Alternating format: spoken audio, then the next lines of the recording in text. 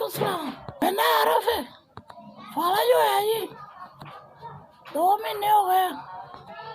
3 लत्त ते बांह दे ते धौन ते एक साइड पूरी ते पै गया लत्त ते हत्थ ते मुड़ के धौन ते पै गया गले ते ना पट्टियां खिंच पै गई है सारी सुज गई है इधरों दवा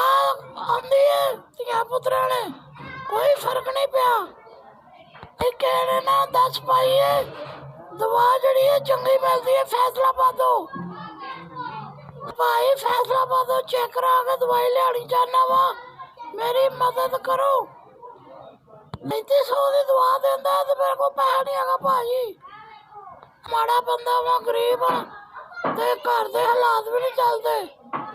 रोटी पानी भी एक टाइम लभदा एक टाइम नहीं लभदा 2 दिन भुखे रह लईदा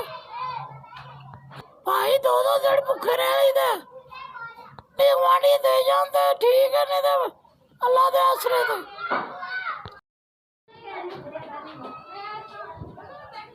सलामकुम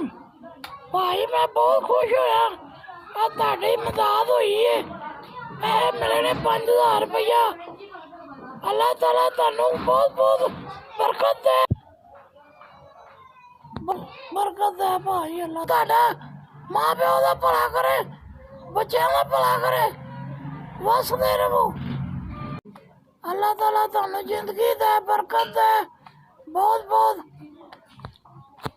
अल्लाह ताला तुहाडे दिल दियां ख्वाहिशां पूरियां करे ते बरकत पाए रहमत करे फजल करे तुहाडे ते मैं पैसों की दुआ लियानी है फैसलाबादों खा के तुहाडे हक च दुआवां दांगा बहुत बहुत